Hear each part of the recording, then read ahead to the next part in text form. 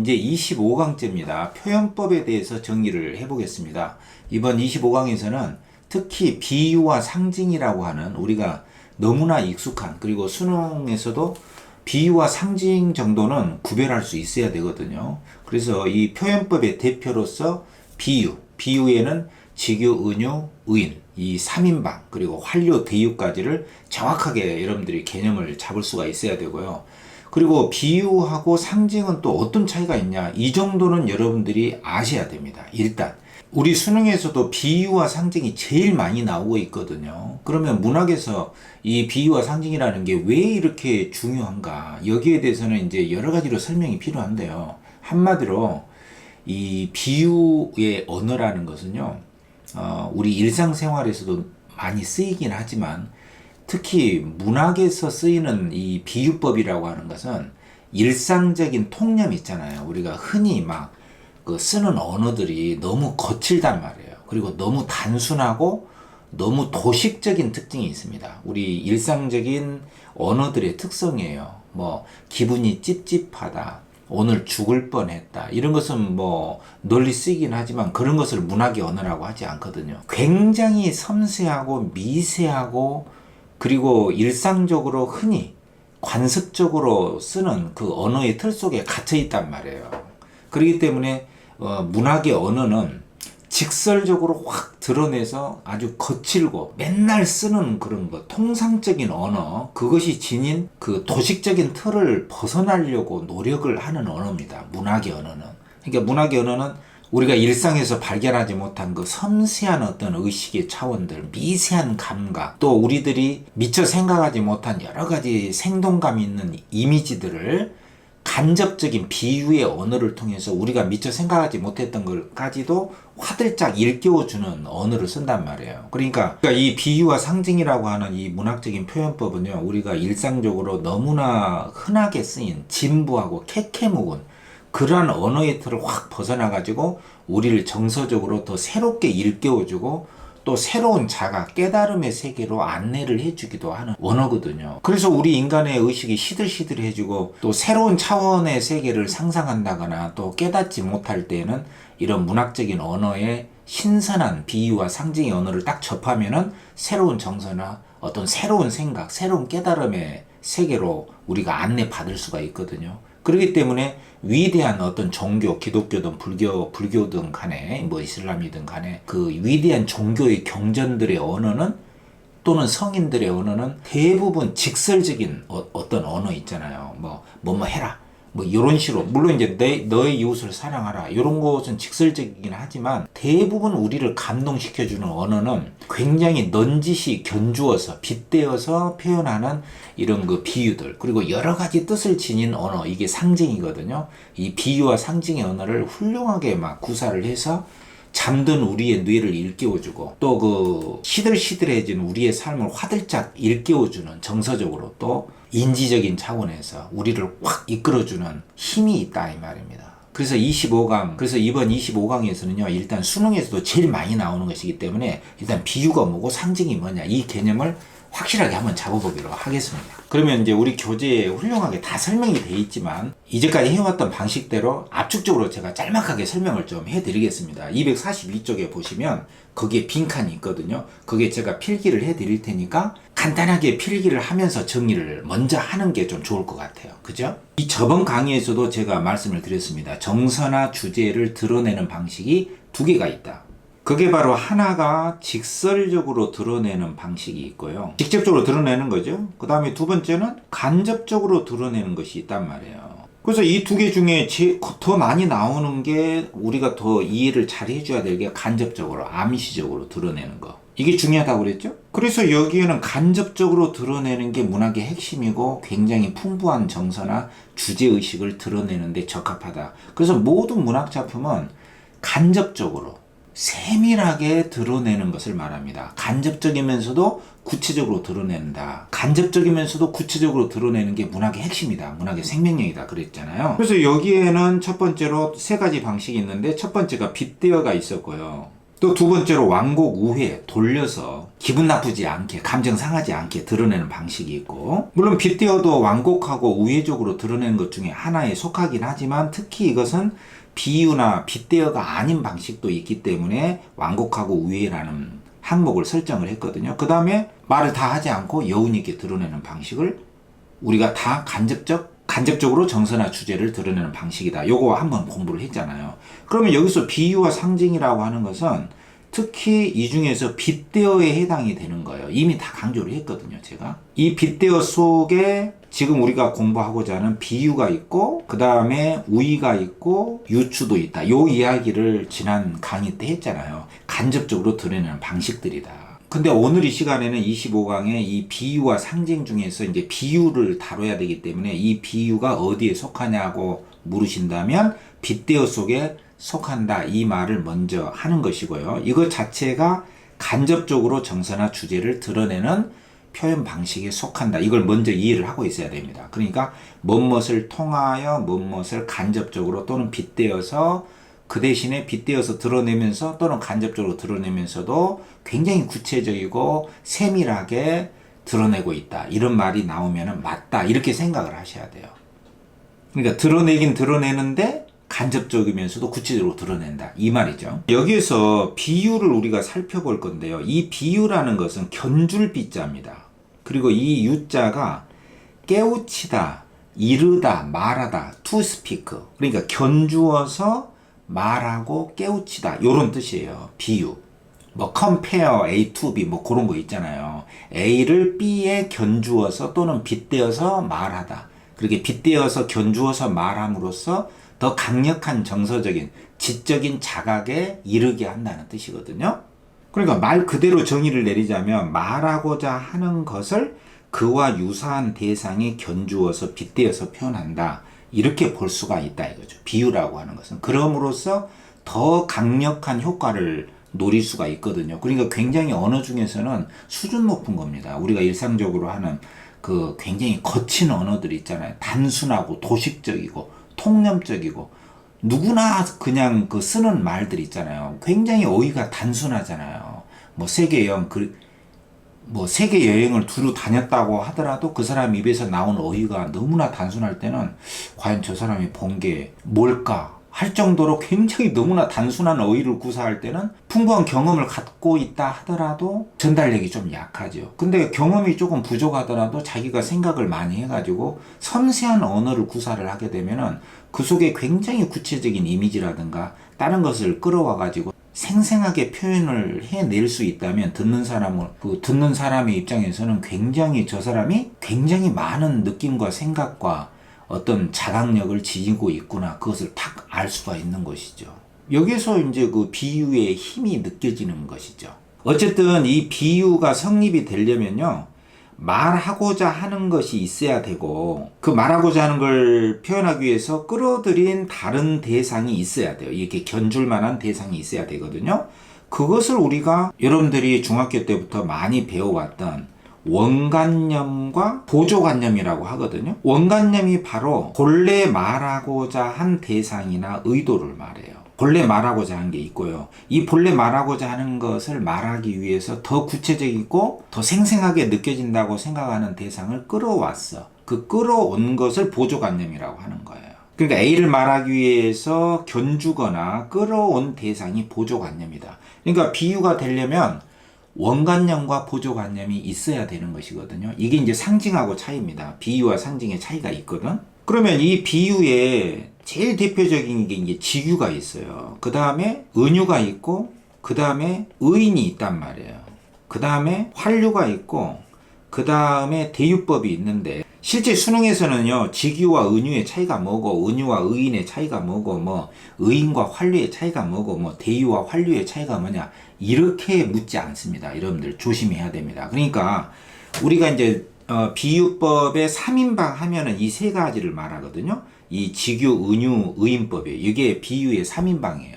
그러니까 제일 많이 나오는 게 직유, 은유, 의인의 개념은 알아야 돼요. 물론 수능에서 뭐 은유하고 직유의 차이점을 가지고 답을 설정하지는 않습니다. 그렇지만 수능에서 이 비유의 3인방으로서 비유법에 가장 많이 나오는 게 직유, 은유, 의인이기 때문에 이 개념을 확실하게 알아둬야 되거든요. 이 중에서 제일 중요한 게 뭐냐? 뭘 것 같아요? 여러분들, 이 의인법입니다. 의인법이 제일 중요하거든요. 자, 그러면 먼저 직유라고 하는 것은 이런 말이 나와야 됩니다. 이런 매개어가 나와야 되거든. 그러니까 말하고자 하는 것이 원관념이고 끌어온 것이 B인데 여기에 매개어가 있어야 돼. 매개어가. 그러니까 내 마음은 호수처럼 요런 예시가 있잖아요. 그러면은 여기에 호수처럼 이 내 마음이 원관념이잖아요. 본래 말하고자 하는 게 이 마음이잖아. 이게 이제 원관념이고 끌어온 것이 호수단 말이에요. 그러니까 이게 관념이고 이게 구체잖아요. 눈에 보이지 않는 것이 관념 추상이고 눈에 보이고 이해하기 쉽기 때문에 끌어온 게 바로 호수인데 이 호수가 보조관념이잖아요. 그럼 이 보조관념 뒤에 이런 매개어가 나오는 거죠. 뭐뭐처럼 내 마음은 호수처럼 내 마음 호수인 듯이 내 마음 호수와 같이 이렇게 처럼 듯이 같이 요거는 여러분들이 꼭 아셔야 돼요. 알기 쉽죠? 이게 직유를 드러내는 표시어입니다. 표시어. 이런 표시어가 나와야 됩니다. 이런 매개적인 표시어가 반드시 있다. 여러분들 알고 있죠? 뭐뭐처럼 뭐뭐듯이 뭐뭐와 같이 이게 직유고요. 이 은유는 어떻게 됐냐면은 이 매개어가 없어. 그래서 숨었다는 뜻이야. 이 은유라는 게 이 한자로 하면 이게 숨을 은자거든요. 그러니까 이 매개어가 숨었다 이런 뜻이에요. 빠졌다는 것이죠. 그러니까 예를 들어서 내 마음 호수처럼 요건데 그냥 듯이나처럼 가치가 없이 내 마음은 호수요. 그대 노초. 그냥 바로 이렇게 들어가 버리는 거예요. 원관념하고 보조관념만 딱 있고 이 매개어가 없죠. 그러면은 은유가 됩니다. 은유가 메타포잖아요. 그러니까 가장 유명한 이 은유의 형식은 A는 B다. 요 형식입니다. 그리고 또 하나 여러분들이 은유에서 알아줘야 될 게 뭐냐면 A의 B라는 형식이 있어요. 그러니까는 예를 들어서 뭐 사랑의 돌계단이다. 뭐 국가의 초석이다. 국가의 주춧돌이다. 이런 의의가 나오잖아요. 그러면 이 앞에 있는 게 원관념인데 이 원관념을 설명하기 위해서 또는 원관념의 의미를 드러내기 위해서 구체적인 사물을 끌어온 게 보조관념이라고 그랬잖아요. 사랑이나 국가가 원관념이고 돌계단이나 초석이 보조관념이란 말이죠. 근데 이 원관념과 보조관념 사이를 이어주는 이 매개어 중에 하나가 의가 있는데 이 의라는 형식으로 연결이 되면은 은유가 돼요. 그러니까 은유에는 두 가지 방식이 있다. A는 B다. 내 마음은 호수다. 이렇게 나올 수도 있고 A의 B다. 이렇게 나올 수도 있다는 거죠. 그러니까 사랑의 돌계단 하면은 사랑을 드러내기 위해서 사랑과 유사한 속성을 지닌 것을 끌어와. 사랑이라는 것은 돌을 올라가듯이 계속 차근차근 마음과 마음이 쌓여져서 서로 익숙해져야 되는 과정이고 돌계단을 올라가는 힘겨움이 있다. 사랑이란 돌계단과 같은 것이야. 뭐뭐와 같은 것이야 하면은 직유가 되지만 사랑의 돌계단, 국가의 초석, 국가의 주춧돌 하면은 은유가 되는 것이거든요. 일단은 은유와 직유의 차이는 무조건 알아둬야 되고요. 이 은유의 대표적인 두 가지 방식은 꼭 체킹을 해 두셔야 된다. 이거를 제가 강조를 하겠습니다. 이건 이제 중요하니까. 그죠? 그 다음에 중요한 게 이 의인인데요. 이 의인이 가장 시험에 많이 나오는 비유의 1인입니다. 1인. 비유의 왕입니다. 왕. 비유의 왕. 그러니까 출제에서도 왕이고 우리 인간들이 사용하는 비유법에서 가장 많이 활용하는 비유법이 바로 의인법이다. 요걸 먼저 강조를 합니다. 이 의자가 뭐냐면 이게 본뜰 의자거든. 흉내낸다는 뜻이에요. 그러면 뭘 흉내내냐면은 사람인, 사람을 흉내내고 본뜬다는 뜻이거든. 한마디로 사람처럼 쓰는 거예요. 그러니까 사람이 아닌 생물을 사람처럼 쓴다. 이게 바로 의인법인데 그러면 인간만의 특징이 뭐냐를 알아둬야 됩니다. 여러분들이 예를 들어서 웃다라든가 뭐 시를 쓴다라든가 뭐 손짓을 한다든가 뭐 그림을 그린다든가 이렇게 인간만이 할 수 있는 행위들이 있잖아요.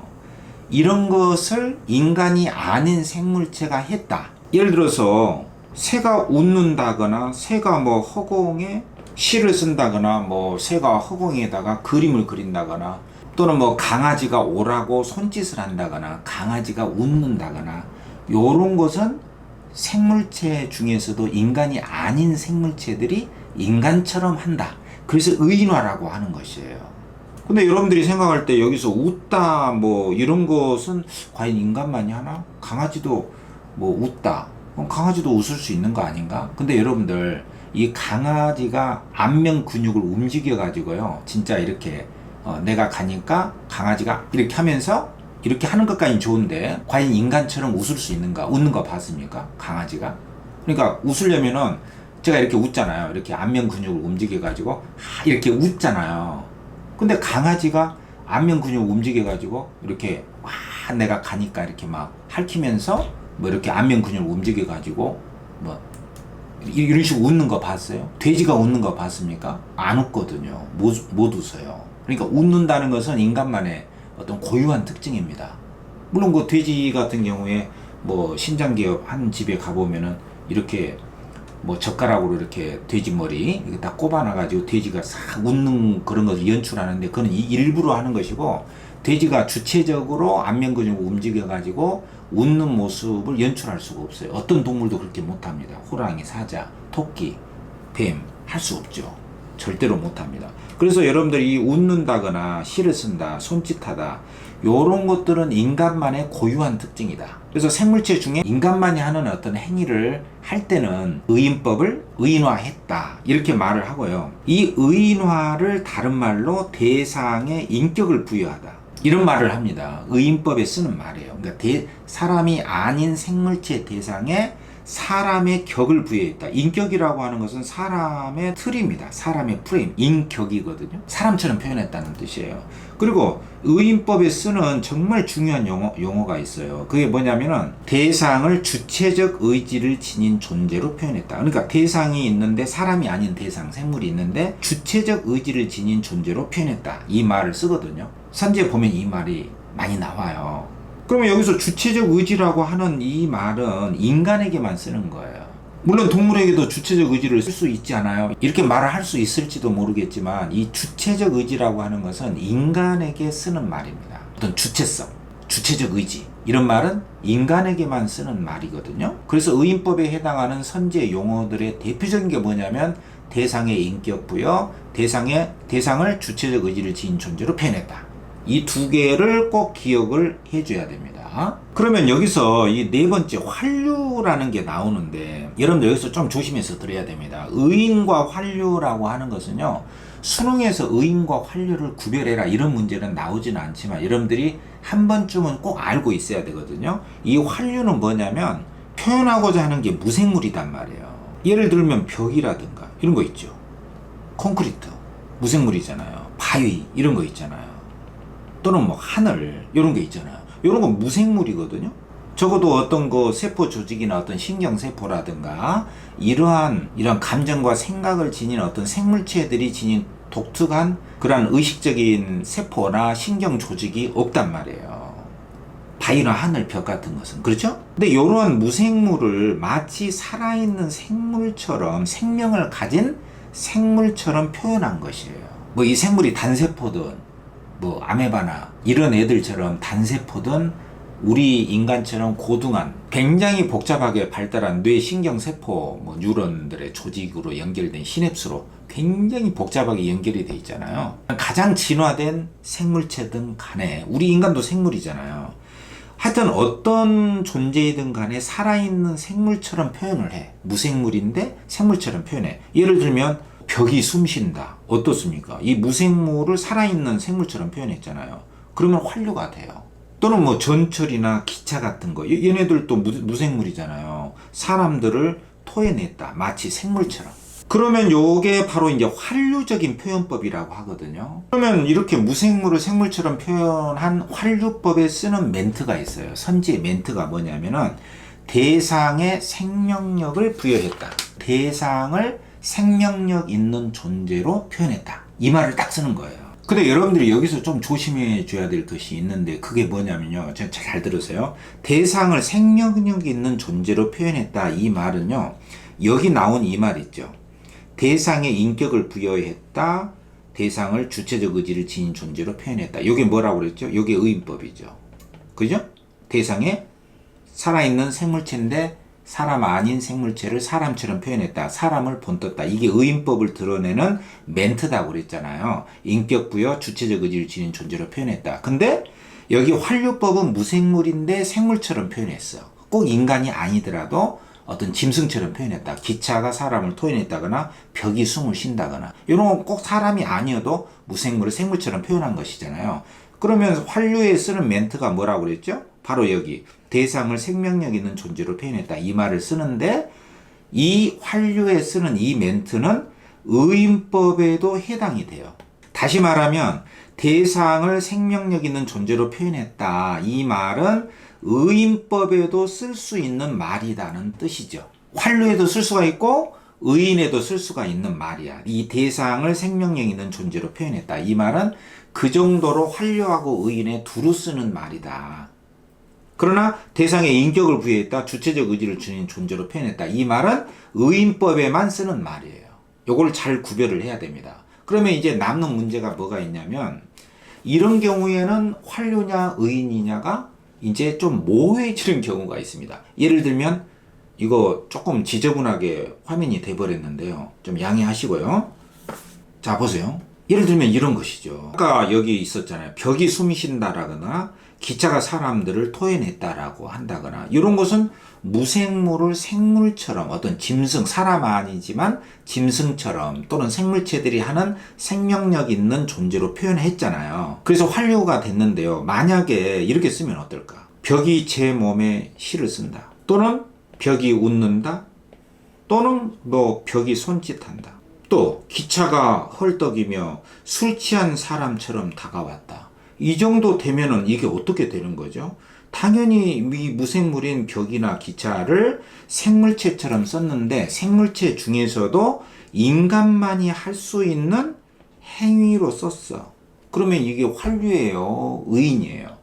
의인은 생물체 중에서도 인간이 아닌 생물체를 인간처럼 썼다. 그래서 대상의 인격 부여, 대상을 주체의 의지를 지닌 존재로 표현했다. 이 말을 쓰고 또 더 넓게는 대상을 생명력 있는 존재로 표현했다. 이 말도 의인법에 쓴단 말이에요. 그렇지만 이제 남는 문제가 뭐냐면 무생물을 생물처럼 썼는데 생물체 중에서도 인간처럼 써버렸어. 그러니까 벽이 숨쉰다 하면은 이게 환류법인데 대상의 생명력을 지닌 존재로 표현했는데 벽이 인간만이 할 수 있는 그 행위 있잖아요. 시를 쓴다거나 그림을 그린다거나 벽이 제 몸에 시를 쓰고 있다. 벽이 뭐 노래를 한다. 벽이 사람처럼 손짓을 한다. 기차가 헐떡이며 뭐 술 취한 사람처럼 다가와서 멈춰 섰다. 이렇게 만약에 쓰면은 완전히 무생물을 사람처럼 썼잖아요. 이런 경우에는 환류하고 의인의 경계가 불분명해집니다. 그러니까 이것을 환류라고 볼 수도 있고 의인이라고 볼 수도 있다는 거예요. 이 환류인데 무생물인데 인간처럼 표현을 해버린 거예요. 인간은 또 생물이잖아요. 그러니까 이것을 환류라고 해야 되나 의인이라고 해야 되나, 이런 경우에는 무생물을 인간에다가 빗대어서 표현했을 경우에는 이런 경우에는 환류와 의인의 경계가 없습니다. 다시 말해서 환류라고 해도 되고 의인이라고 해도 되기 때문에 수능 문학에서는 아예 평가원에서 문학을 전공한 선생님들이 이것은 환류와 의인 어디에 속하냐 이렇게 문제를 내지 않습니다. 그렇게 어리석은 짓을 하지 않죠. 왜냐? 논란에 휩쓸리기 쉽기 때문에. 무슨 말인지 아시겠죠? 그래서 환류와 의인의 경계가 불분명한 경우도 있다는 것까지 제가 말씀을 드렸고요. 의인에게만 쓰이는 그 멘트가 있다. 대상의 인격 부여, 대상을 주체적 의지를 지닌 존재로 표현했다. 이건 의인만에 쓰는 것이고, 넓게 보면은 대상을 생명력 있는 존재로 표현했다. 요거까지도 의인으로 쓸 수가 있다. 그리고 환류는 무생물을 생물에다가 빗대어서 쓴 것인데 대상을 생명력 있는 존재로 표현했다가 환류의 전형적인 표현인데, 무생물을 인간처럼 써버린 경우에는 환류면서 의인에 해당하기 때문에 대상을 생명력 있는 존재로 표현했다, 대상을 주체적 의지를 지닌 존재로 표현했다, 대상에 인격을 부여했다, 이런 멘트가 나오면은 해당이 된다라고 판단을 하시고 문제를 풀어야 됩니다. 무슨 말인지 아시겠죠? 자, 제가 여기까지 설명을 드렸고요. 이제 대유가 남았는데, 이 대유라고 하는 것은 대신 빗대어서 표현한다는 뜻이거든요. 아직까지 수능에서 한 번도 나온 적이 없습니다. 대유는. 그러니까 참고로만 아시면 되는데 여기서도 여러분들이 꽤 의미 있게 살펴봐야 될 점이 있긴 있어요. 이 대유에는 제유가 있고 환유가 있거든요. 이런 제유나 환유라는 명칭으로 출제가 된 적은 없어요. 그러나 이 명칭을 쓰지는 않았지만 이러한 관점에서 문제를 출제를 할 수가 있기 때문에 제가 드리는 말씀입니다. 자, 대유는 비유법 중에 하나입니다. 직유, 은유, 의인, 환유 다음에 대유법인데 대신 끌어와서 비유했다 이런 뜻인데 여기에는 제유가 환유가 있는데 제유는 일단 뭐냐면요. 부분을 통해서 부분적인 대상이 있단 말이에요. 이 부분적인 대상을 통해서 어떤 대상이나 전체적인 뜻을 부분을 통해서 드러내는 거예요. 예를 들면 뭐 빵만으로 살 수는 없다. 그러니까 이 말을 어떤 진짜 직설적인 언어로 알아듣고서 아 빵만으로 물론 살 수 없죠. 우유도 먹어야 돼요. 초코 우유가 맛있어요. 바나나 우유도 맛있거든요. 이런 뜻으로 이해를 하면은 대유법 중에서도 제유법을 이해하지 못한 것이 되거든요. 왜냐하면 이 빵이라는 것은 어떤 먹거리나 식량의 대표로 쓴 것이란 말이에요. 부분적인 먹거리 중에 이 빵을 대표로 쓴 것이거든요. 그러니까 인간은 어떤 먹을 것만 가지고 조금 더 나아가서는 이 물질적인 것만으로는 살 수가 없다. 물질 외에도 어떤 의식적이고 정신적인 자양분이 필요하다. 요런 뜻을 이 빵, 이 대표, 이 부분적인 대상을 통해서 전체적인 어떤 물질이라든가 식량, 먹거리를 대신 표현한 것이거든요. 뭐 강호에 살고 싶다거나 이런 것도 대유법 중에 제유법이에요. 강호는 강과 호수잖아요. 그러니까 자연의 일부분이죠. 자연이 다 강과 호수만 있는 거 아니잖아요. 숲도 있고 나무도 있고 뭐 밀림의 세계 많잖아요. 들판도 있고.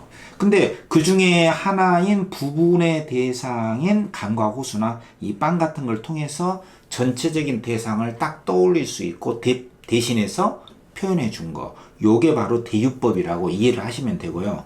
이 환유법은 이게 불러들일 환자거든요. 이렇게 입어오고 쫙 불러들이는 거예요. 그러니까 어떤 대상을 통해서 어떤 다른 대상의 이미지를 확 떠올릴 수 있도록 끌어들인 것입니다. 그러니까 비유법 중에 하나인데 뭐 예를 들면 그녀는 오늘 면사포를 쓰게 됐다. 면사포 쓰는 날이다. 이런 말은 이제 그녀가 오늘 결혼을 하게 됐다는 것이죠. 면사포는 신부들이 쓰는 것이기 때문에 결혼을 하게 됐다는 이미지를 확 불러일으키는 단어거든요. 이게 바로 대유법 중에 환유예요. 대상의 뜻을 선명하게 불러일으킨다는 뜻이거든요. 또 심술이 놀부와 같다. 놀부는 아주 욕심쟁이 심술거리의 대표거든요. 그러한 인간의 모습을 확 떠올리게 해주는 대표적인 단어. 이게 환유단 말이에요. 또 펜은 칼보다 더 강하다. The pen is mightier than the sword. 이런 말이 있잖아요. 그러니까 펜은 칼은 어떤 한 사람이나 뭐 여러 사람을 뭐 쳐서 뭐 죽일 수도 있지만 이 펜이라고 하는 이 문 있죠. 문. 글이라고 하는 것은 더 여러 사람들, 더 많은 사람들을 감동시키고 또 뭐 심장에 비수를 꽂을 수도 있는 그 강도에 있어서 이 칼보다도 이 무 있죠. 무력보다도 이 펜이라고 하는 것은 글이나 문장력, 어떤 글의 힘, 그 이미지를 확 떠올리게 해주는 게 이 펜이란 말이에요. 이런 걸 환유라고 하거든요. 근데 실제로는 이 제유와 환유라는 것을 딱 구별해서 출제하기가 어렵습니다. 문학에서는. 그래서 제유와 환유라는 말을 써서 이제까지 출제한 적도 없고요. 또 대유법이라는 말을 써서 출제한 적도 없어요. 그러나 여러분들이 대유법이라고 하는 이 언어의 쓰임새, 비유법의 일종으로서 대유법이 뭐냐? 아, 대신해서 표현하는 것이다. 부분으로서 전체를 표현하는 것이 바로 제유법이고, 환유라는 것은 그 대상의 이미지를 확 떠올리게 해주는 어떤 단어를 써서 그 대상의 이미지를 금방 불러일으킬 수 있는 그런 단어들이다. 그런 비유가 환유다. 이 정도는 알고 있으면 괜찮습니다. 자, 그러면 이 정도로 비유법을 정리를 하기로 하고요. 여러분들이 꼭 기억해 줘야 될 것은 비유법은 3인방을 꼭 알아야 된다. 직유, 은유, 의인, 그 다음에 환유, 대유. 이걸 꼭 아셔야 되고요. 그러면 이제 우리의 관심사는 이제 이겁니다. 이러한 비유법은 간접적이고 빗대어 방식으로 정서나 주제를 드러내는 방식인데 탁월한 문학적인 표현법인데 상징하고는 어떤 차이가 있느냐? 비유와 상징. 무슨 출판사 제목이 아닙니다. 비유와 상징이 수능에 많이 나옵니다. 자, 비유는 이제까지 설명을 했고요. 원관념과 보조관념이 대부분 드러나는 게 정상이다. 특히 직유, 은유, 의인에서는 원관념, 비유관, 보조관념이 드러나거든요.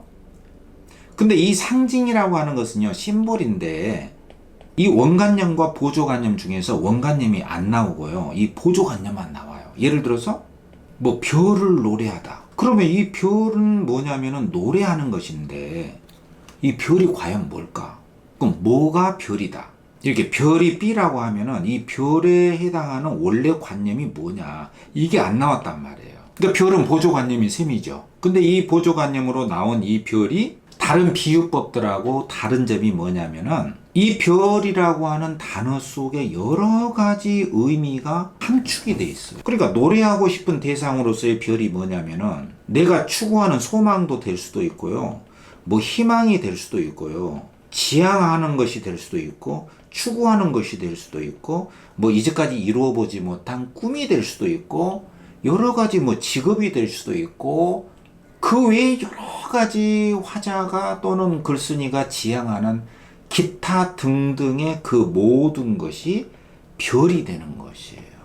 그만큼 이 별이라는 단어 속에는 폴리 미닝, 여러 가지 뜻이 그 속에 다 몽땅 들어가 있는데 원관념이 없이 보조관념으로만 돼 있다. 이게 바로 심볼입니다. 상징. 그러니까 상징이라는 것은 여러 가지 의미가 들어가 있다. 그런 점에서 그 단어를 통해서, 부분을 통해서 전체를 드러내는 제유라든가 그 단어를 통해서 어떤 대상의 이미지를 확 떠올리게 하는 환유하고는 다른 것이죠. 이 비유하고는 상징이 다른 것이다. 그리고 이 상징에는 우리 교재에 나와 있듯이 관습적 상징이 있고요, 창조적 상징이 있고 원형적 상징이라는 말이 있거든요. 그냥 참고로만 아시면 됩니다. 그러니까 관습적 상징은 제가 쓰지 않겠습니다. 우리가 일상적으로 옛날부터 써왔던 상징들이에요. 그러니까 뭐 소나무 하면은 시들지 않는 지조, 절개 여러 가지 뜻을 지니고 있고요. 그 외에도 매화 하면은 역시 추위 속에도 피는 꽃이다, 의지다, 극복이다, 뭐 지조다, 여러 가지 뜻을 그 속에 담고 있는데 여러 사람이 옛날부터 많이 썼어. 그러니까 뭐 개성적이고 독창적인 게 별로 없어요. 뭐 십자가 하면은 기독교 이런 식이죠. 비둘기 하면은 뭐 평화 뭐 이런 식이단 말이에요. 이게 관습적 상징이고요. 창조적 상징은 관습적으로 여러 사람들이 쓴 게 아니라 특정한 그 사람이 만들었어요. 창조적으로. 예를 들어서 뭐 서정주의 국화 옆에서 하면은 그 국화를 가을에 핀 꽃인데 봄, 여름 지나서 가을에서야 핀 저 국화를 보면서 원숙한 내 누님이라고 딱 생각을 하거든요. 거울 앞에선 내 누님 같은 꽃이요. 근데 지규면서도 그때 국화라고 하는 것은 어떤 원숙하고 성숙하고 여러 가지 고난과 시련을 겪어서 어떤 원숙한 삶의 경지에 이르는 어떤 삶의 표상, 삶의 상징으로서 그 국화를 쓴 것인데, 이것은 서정주만이 쓴, 서정주라는 탁월한 개인이 발견하고 의미를 부여해낸 어떤 상징적인 의미가 있죠. 그런 것을 창조적 상징이라고 하고요. 이 원형적 상징이라는 것은 어떤 집단 무의식이라는 말 들어봤습니까? 어떤 그 민족이라든가 어떤 국가라든가 그 마을 어떤 종족들의 머릿속에서 공통으로 가지고 있는 어떤 집단 종족적으로 공통으로 가지고 있는 상징을 말합니다. 그러니까 뭐 물 하면 어떤 생명력 또는 바다, 거기서 생명이 창조됐다고 하고 또 거기서 또 많이 죽기도 해요. 그래서 물이라고 하는 이 상징에는 인간들의 종족 속에 원형적으로 그 경험들이 축적이 돼가지고 어떤 생명이라든가 창조성이라든가 또는 죽음이라든가 상반된 이러한 이미지들이 녹아있다. 또 불 하면은 뭐 열정 또는 뭐 파멸, 이런 인간들이 널리 딱 떠올릴 수 있는 어떤 종족들이 널리 떠올릴 수 있는 그러한 상징을 원형적 상징이라고 말을 합니다. 자, 이런 것이 있다는 것만 이해를 하고요. 이제 우리가 교재를 한번 살펴보고 실제 문제를 풀면서 단련하는 것이 훨씬 중요하거든요. 우리 교재를 통해서 한번 살펴보기로 하죠. 자, 그러면 우리 교재로 들어가서요. 236쪽에 비유와 상징에 관한 가장 중요한 대목만 제가 다시 간추려서 우리 교재에 나와 있기 때문에 그것만 제가 강조하는 차원에서 정리를 해 나가도록 해보죠. 자, 236쪽에 보면 비유란 무엇인가? 요건 따로 설명하지 않아도 되겠죠? 빗대어 중에 포함이 된다. 직유, 은유, 의인. 요 3인방이 제일 중요하다. 그런 이야기고요. 236쪽에 제일 밑에 보세요. 비유는 2번 있죠. 제일 밑에 주관적 정서에 해당이 됩니다. 그러니까 모든 비유는 주관적 정서다. 그러니까 비유가 나왔는데 객관적인 정보, 뭐 객관적인 사실, 객관적인 분석 이런 말이 나오면 다 틀리는 거예요. 비유 자체가 주관적인 것입니다. 이걸 꼭 기억을 하세요. 그러니까 비유는 주관이다. 객관적인 것이 아니다. 비유를 했다는 것 자체가 주관적 정서가 들어간 거예요. 뭐 그녀의 얼굴은 맑은 거울처럼 빛난다. 이거 자체가 주관이잖아요. 뉴스에서 이런 말 할 수 없죠. 뉴스는 객관적인 팩트만 이야기하니까. 근데 비유는 객관적인 게 아니에요. 주관적인 정서입니다. 자, 237쪽에 위대한 표현법으로서의 비유다. 비유의 언어는 굉장히 탁월한 어떤 깨달음을 넌지시, 간접적으로, 그리고 강한 정서를 불러일으킨다. 이거죠. 그래서 236쪽의 가번에 내 마음은 호수요. 그 비유는 원관념과 보조관념으로 나와 있다. 이제 마음이 원관념이라는 것이죠. 근데 이제 원관념이 대부분 관념에 많이 해당이 되거든요. 어떤 보이지 않는 거, 관념적인 것이죠. 시간, 마음, 이게 대표라고 그랬잖아요. 그러니까 호수를 끌어온 거잖아요. 그러니까 여기 이제 관념에 구체화한 거예요. 마음, 관념, 호수, 구체. 관념이 구체화인데 늘 원관념이 관념에 해당되는 건 아니에요. 그러니까 대부분 원관념, 보조관념, 관념이 구체화인데 다 그런 건 아니다. 오히려 구체가 원관념이 구체가 되고 보조관념이 오히려 관념이 될 수도 있어요. 이렇게 되면 원관념, 보조관념이 구체의 관념화나 구체의 추상화가 될 수도 있다. 자, 요걸 좀 조심을 해야 됩니다. 도식적으로 외우면 안 돼요. 모든 비유가 관념의 구체화는 아니다. 예를 들면 유치원에 깃발 있잖아요. 그러면 제목이 깃발이잖아요. 그러면 깃발을 표현하기 위해서 다른 걸 끌어온 거예요. 근데 깃발이라는 것은 구체적인 사물이잖아요. 그러니까 깃발 자체가 구체적인 사물이기 때문에 이 깃발을 표현하기 위해서 어떤 관념을 끌어올 수도 있어요. 깃발이라는 구체적인 사물을 관념화할 수가 있다는 것이죠. 그러니까 첫째 줄에 보면 이것은 소리 없는 아우성이다. 그러니까 이것이 깃발이잖아요. 그러니까 깃발이라고 하는 것은 소리가 없는데 펄럭이는 아우성과 같다. 이런 경우는 깃발이라는 구체를 아우성이다 라고 청각화한 거예요. 감각은 구체거든. 근데 이런 경우는 구체의 구체화가 되는 거죠. 구체적인 깃발을 감각적으로 표현했기 때문에. 근데 이런 경우는 관념의 구체화도 아니고 구체의 관념화도 아니야. 그냥 구체의 구체화다. 이렇게 볼 수가 있는 거고 말하자면. 그리고 깃발은 푸른 해원, 푸른 바다를 향하여 흔드는 손수건이다. 영원한 향수, 미지의 세계를 그리워하는 손수건이다. 그랬으니까 요거는 구체의 구체화죠. 손수건도 구체잖아요. 근데 그 밑에 보면은 순정은 물결같이 바람에 나부끼고 그랬잖아요. 근데 순정이라는 것은 순수한 정. 순수한 정은 관념입니다. 마음이니까. 근데 바람에 나부끼는 것은 깃발이잖아요. 그러니까 순정이라는 것 자체가 구체적인 깃발을 관념화한 거예요. 근데 깃발은 순정이다. 순정 자리에 깃발이 와야 되는데 그 순정 자리에 깃발 자리에 순정이 와 있잖아요. 그러니까 순정이라는 것 자체가 깃발이라는 구체적인 사물을 관념화한 거다. 이렇게 볼 수가 있거든. 순정 자체가 구체에 관념합니다. 그 깃발이라는 순정이 바람에 나부끼고 오로지 맑고 고든 이념의 표대, 그 깃대 위에 애수는 백로처럼 날개를 펴다. 근데 애수가 바로 슬픈 마음인데 관념이죠. 그게 깃발이에요. 그러니까 애수 자체가 깃발이라는 구체적인 대상을 관념화한 거죠. 깃발은 슬픈 마음이다. 깃대에 꽂혀가지고 가고자 하는 푸른 해원에 가고자나 갈 수가 없는 슬픈 마음이다. 깃발은 슬픈 마음이다. 그리고 깃발은 순정이다. 그러니까 순정이나 애수는 깃발이라는 구체적인 대상을 관념화한 거란 말이에요. 그러니까 이렇게 원관념과 보조관념의 관계는 반드시 관념의 구체화만 있는 것이 아니다. 요거를 잘 이해를 하시면 됩니다. 아, 누구인가. 이렇게 슬프고도 애달픈 마음. 이것도 이제 관념이잖아요. 이 애달픈 마음이 바로 깃발이거든. 그러니까 깃발이라고 하는 구체적인 사물을 관념화한 거예요. 요거 제가 이제 안 쓰고 말로 지금 하고 있잖아요. 순정, 애수, 애달픈, 슬프고도 애달픈 마음. 딱 동그라미 쳐봐봐. 그러면 요게 순정, 애수, 슬프고도 애달픈 마음이 깃발이라는 구체적인 대상을 관념화한 거예요. 맨 처음 공중에 달 줄을 안 그는 누구냐. 예, 누가 이 깃발을 달아놨나. 깃발은 슬픈 마음인데 이 슬픈 마음을 누가 달아놨는가? 깃발 속에서 슬픈 마음을 읽어내고 순정을 읽어내고 애수를 읽어낸 거죠. 뭐 이 정도 되면은 깃발이라는 대상을 관념화했다 이렇게 볼 수가 있는 것이란 말이에요. 그러니까 모든 비유가 관념의 구체어는 아니다. 이걸 잘 보고 제목을 딱 보고 제목이 구체적인 사물이다. 그러면은 구체의 관념화가 될 수가 있다. 이렇게 생각을 해야 되거든. 여러분들 이거 잘 봐야 됩니다.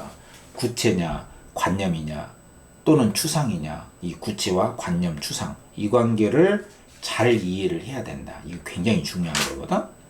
그 다음에 238쪽에 직유라고 하는 것은 아까 말했지만 원관념, 보조관념이 있는데 매개요. 뭐뭐처럼 뭐뭐 듯이 뭐뭐와 가치가 나와 있으면 돼. 이건 꼭 알아야 돼. 금방 눈에 띕니다. 수능에 이걸 반드시 내거든. 그러니까 뭐 비유의 대표가 직유란 말이에요. 직유, 은유, 의인. 그러니까 득유, 뭐뭐 하듯이 처럼 뭐뭐와 같이. 가번에 보면은 마음이요. 넓을 때는 우주가 마음에 수용되지 않는 것이 없으나 마음이 넓을 때는 다 수용하죠. 그렇지만 좁아질 때는 바늘 하나 꽂을 데가 없을 듯 하구나. 이게 좁아졌을 때 마음을 직유로 비유한 거죠. 뭐뭐 할 듯하다. 그리고 나번에 물 고이듯 이런 게 나오죠. 성숙하는 내 영혼의 슬픈 눈. 근데 또 제목이 낙화야. 이 낙화를 또 내 영혼의 슬픈 눈이다. 이렇게 했기 때문에 은유도 되고 낙화라고 하는 것은 A는 B다. 제목 자체가 원관념입니다. 낙화는 샘터에 물 고이듯 성숙하는 내 영혼의 슬픈 눈이다 했기 때문에 A는 B다. 은유도 되고 여기에 물 고이듯 성숙하는, 물이 서서히 고여서 더 많이 성숙해지는, 그렇지만 내 영혼의 슬픈 눈, 떨어지고 마니까 낙화는 슬픈 눈이다. 그리고 물 고이듯이 하는 직유도 있고, 그리고 전체적으로 보면 은유도 있다 이거죠. 어쨌든 뭐뭐 하듯이, 뭐뭐 하듯하다, 뭐뭐 듯하다, 뭐뭐처럼, 뭐뭐와 같이. 요거 나오면 무조건 비유 중에 직유다. 이거 이제 금방 딱 눈에 띄잖아요. 표시어가 굉장히 뚜렷하잖아요. 그 다번에도 햇발같이, 또 샘물같이, 이게 직유다 이거죠. 이것만큼은 알아야 됩니다. 이거 모르면 안 됩니다. 그 다음에 은유는 이런 뭐뭐와 같이, 뭐뭐 듯하다처럼 이게 없다 이거죠. 이런 매개가 없이 A는 B다 또는 A의 B. 그게 나와있죠. 내 마음 호수요. 사랑의 돌계단 A의 B, 은총의 돌층계. 삶은 은총의 돌층계. 이게 은유고요. A의 B. 인연이란 보이지 않는 갈밭을 건너는 보이지 않는 바람과 같다. 같다가 없이 인연은 바람이다. 이게 은유란 말이에요. 그 다음에 이제 의인법은 사람을 본뜬 거. 이게 제일 많이 나온다 그랬잖아요. 생물체 중에 사람 아닌 생물을 사람에다가 빗댄 거. 예를 들어서 그 밑에 풀이 눕는다. 풀은 사람 아닌 생물이잖아요. 생명체죠. 살아있는 생명체인데 사람이 아니잖아. 근데 눕는다? 사람처럼. 그리고 동풍에 나부껴가지고 드디어 울었다. 예, 사람처럼. 그리고 날이 흐려서 더 울다가 다시 사람처럼 누운 거예요. 뭐 이 정도 되면 무생물을 생물로 표현한 게 아니라 생물 중에서 사람이 아닌 것을 사람처럼 표현했잖아요. 그렇기 때문에 풀에다가 생명력을 부여했다 이렇게 해도 되고, 풀이라는 대상에다가 주체적 의지를 지닌 대상처럼 표현했다. 주체적 의지를 지닌 대상으로 표현했다. 이렇게 해도 되고, 풀에다가 대상에다가 인격을 부여했다. 이렇게 해도 된단 말이에요. 이게 이제 의인이다. 다 우리가 배운 거고, 239쪽에 이제 환류는 무생물에다가 생명력을 부여한 거잖아요. 그러니까 가번에 보면 239쪽에 제일 밑에 예문만 보겠습니다. 예문을 많이 알아야 된다. 어둠은 새를 낳고 돌을 낳고 꽃을 낳는다. 수능에 나왔잖아요. 근데 낳는 것은 생명체만이 할 수 있거든. 근데 어둠이 그걸 한 거예요. 근데 어둠은 무생물이잖아. 그러니까 무생물에다가 생물체처럼 생명력을 부여한 거죠. 무생물에다가 생명력을 부여한 것은 환류라고 한다 이거죠. 그 다음에 나번에 산맥은 무생물이잖아요. 근데 바다를 사랑해서 휘달릴 때 마치 산맥이라는 무생물이 생명을 지닌 것처럼 표현을 했잖아요. 이 산맥이 바다를 사랑해서 막 뛰어가는 것처럼. 그러니까 특히 이제 무생물을 생명력을 지닌 것처럼 표현했고, 또 사람처럼 표현을 했기 때문에 이런 경우는 환류라고 해도 되고 의인이라고 해도 된다. 그런데 어쨌든 무생물에다가 생명력을 부여하면은 일단 환류가 되고요. 특히 이제 생명체인데 사람이 아닌 생물을 사람처럼 표현했다. 그거는 의인이 된다. 이렇게 정리가 되겠죠. 환류. 그러기 때문에 240쪽에 제일 위에 생명력 있는 존재로 표현했다. 요거는 환류나 의인에 다 쓴다는 것이고, 2번에 의지를 가진 존재. 이게 이제 그 유명한 주체적 의지. 이거는 인격을 부여한다. 3번하고 더불어서 2번, 3번을 딱 동그라미 치고, 요거는 의인법에만 쓰는 거예요. 의인법입니다. 마치 사람처럼. 그 다음에 대유는 대신 표현하는 것. 제유와 환유가 있다. 부분을 전체로, 또 대상에 확 떠오르는 이미지로 대신 표현해 준 거. 이게 환유다. 그래서 예시만 보면은 240쪽에 손이 모자란다. 근데 손이라고 하는 것은 뭐 손가락이 모자라 이런 게 아니라 일손, 일꾼. 그러니까 일꾼의 어떤 부분을 통해서 일꾼 전체, 일손 전체를 표현했기 때문에 부분을 통해서 전체를 표현한 예시로 볼 수가 있고요. 근데 이런 거는 사실 뭐 제유냐 환유냐를 딱 이렇게 구분하기가 좀 모호한 점이 좀 있습니다. 여러분들이 참고만 하시면 됩니다. 이런 것을 제유냐 환유냐로 수능에 절대로 낼 수가 없어요. 물론 문법적인 영역에서는 조건을 주고 낼 수는 있겠지만요. 문학에서는 그렇게 낼 수가 없습니다. 그것만 아시면 됩니다. 그리고 아까 말했던 강호의 병이 깊어. 강과 호수인데 이것은 자연이라는 전체를 드러내주는 부분이기 때문에 이건 제유법이고, 그 다음에 빵만은 살 수 없다. 내가 설명했잖아요. 먹거리 중에 일부분으로 전체 식량, 물질적인 것을 대표한다. 이것도 제유고, 빼앗긴 들에도 봄이 오는가. 이게 빼앗긴 들판이라는 것은 국토의 일부분으로서 우리나라의 국토, 주권을 전체적인 걸 표현했잖아요. 요런 게 바로 이제 제유법이라는 거죠. 그 다음에 이제 환유라고 하는 것은 241쪽에 제일 위에 역사의 별이 쳤다. A에 B 했으니까 은유도 되고요. 이 별이라는 것은 그 위대한 인물을 확 떠올리게 해주는 것이거든. 아주 대단한 인물이 죽었다. 그때 이제 별이 졌다. 네, 이런 말을 하기 때문에 별이라는 것은 부분을 통해서 전체를 드러낸다기보다는 어떤 위대한 반짝이는 영웅, 위인과 같은 것을 확 떠올리게 해주는 환유에 해당된다라고 볼 수가 있습니다. 은유도 되고 환유도 되는 거예요. 그 다음에 주전자가 끓고 있다. 근데 뭐 주전자 자체가 끓을 수는 없잖아요. 주전자 속에 물이 끓는 거죠. 그러니까 이 주전자라는 것을 통해서 주전자의 물을 이렇게 딱 떠오를 수 있게 한 표현법으로 볼 수가 있거든. 이런 것도 이제 환유에 해당이 돼요. 대신 표현했다 이거죠. 그러니까 직접적으로 표현하지 않은 것은 다 대신해서 표현했다 이렇게 볼 수가 있어요. 그리고 아까 제가 예를 들었던 펜은 칼보다 강하다. 그러면 펜은 직접적인 펜 자체라기보다는 어떤 그 글의 힘을 딱 떠올리게 해주는 것이거든. 칼은 무력. 이런 게 이제 그 대상을 통해서 전체 이미지로 확 떠올리게 해주는 환유. 대유법 중에 환유라고 볼 수가 있다 이거죠. 그 이미지를 확 떠올리게 해주는 대표적인 것이다. 심술이 놀부다. 이것은 아주 욕심꾸러기고 아주 그 인색한 스크루지 같은 인물의 대표죠. 이런 것이 있다. 참고로만 알아두시고요. 그 다음에 이제 상징이라고 하는 것은 원관념과 보조관념이 다 나와 있지 않고 보조관념만으로서 제일 중요한 거 여러 가지 뜻을 지니고 있다. 이게 이제 상징, 폴리 미닝, 상징의 가장 큰 특징이다. 그런 것이고요. 그 이제 별 하나씩의 별 이용하게 하나씩 아주 유명한 작품이거든요. 무엇을 실었느냐 화물열차의 검은 문들은 탄탄히 잠겨 있다.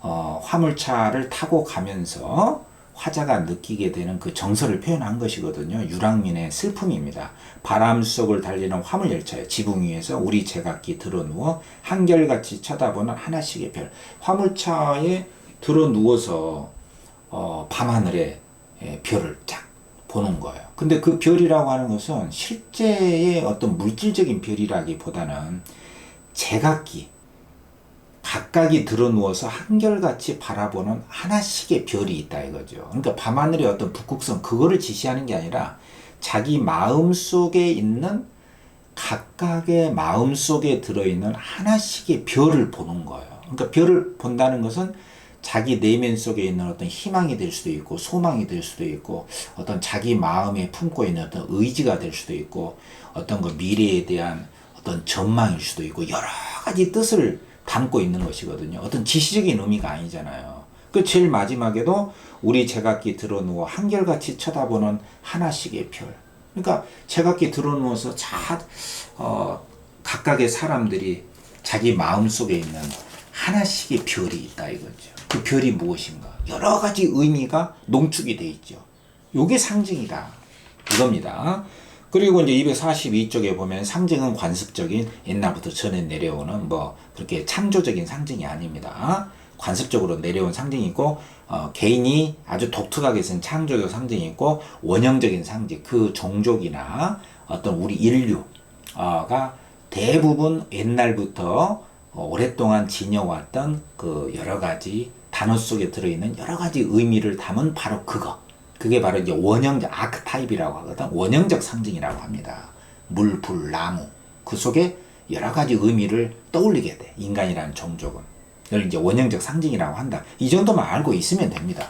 이거 자체를 너무 심각하게 생각하지 말고, 우리가 이제 개념 정리를 한다는 입장에서요. 그 다음에 243쪽에 개념 확인 문제 쭉 읽어 나가겠습니다. 비유의 두 가지 성립 조건은 비유가 되려면 원관념과 보조관념이 나와 있어야 되고요. 2번에 A는 B다, A의 B. 이건 이제 바로 은유가 되는 것이죠. 그 다음에 3번에 빗대지 않아도 되는, 사람에 빗대지 않아도 되는 수사법으로 꼭 사람에 빗대지 않아도 무생물인데 살아있는 생명체. 이건 바로 뭐예요? 환류가 되는 것이죠. 그 다음에 4번에 상징에서는 원관념이 따로 설정되지 않죠.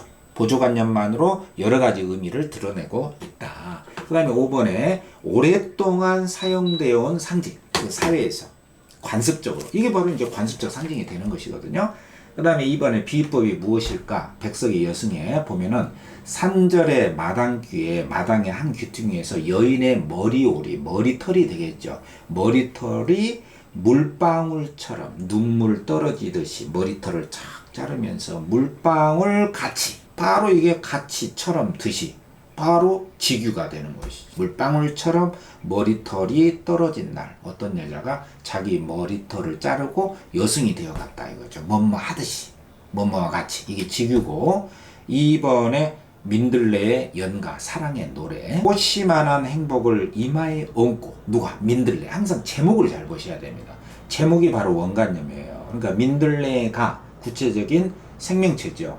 구체적인 생물이죠. 민들레는 꽃이만한 행복을 이마에 얹고, 마치 사람처럼 쓴 거죠. 그러니까 인간이 아닌 생물체가 인간처럼 썼다. 생물체를 인격을 부여했다. 주체적 의지를 지닌 존재로 표현했다. 이게 바로 은유잖아요. 이게 바로 의인법이잖아요. 이마에 얹고 해에게 준 마음 후회가 없어라. 마치 사람처럼 썼죠. 민들레가 해에게 마음을 줬다. 그것은 후회가 없다. 혼자서 생각하다. 민들레가 생각하다고 했어. 이것도 역시 사람처럼 쓴 거예요. 혼자서 별을 해다. 민들레가 혼자서 사람처럼 별을 해다가 땅에서 하늘에서 다시 피는 민들레. 요거는 그냥 민들레가 땅에서도 피고 하늘에서도 핀 것과 같다. 같다는 없으니까 직유는 아니고 의인법이 지배적으로 쓰여진 거죠. 마치 사람처럼 이마에 얹고 후회 없다. 혼자서 생각한다. 의인법이죠. 대상의 인격 부여. 주체적 의지를 지닌 존재로 표현했다. 의인법의 전형적인 표현법이다. 제가 이제 여기서 잘잘잘잘 이야기하는 말들을 이제 잘 새겨듣고 선지에 분명히 나올 거거든.